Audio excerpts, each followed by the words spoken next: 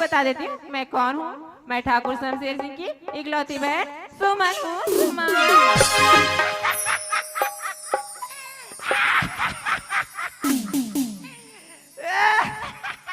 ए अपन कौन है तेला अपन नहीं जाने दाई दादा हो ता कायला मैं जानू ना एकर जूतम ठिकाना ना एकर कपड़म ठिकाना ए डहन बा कम पड़त का वो थर्मल पैंट ला।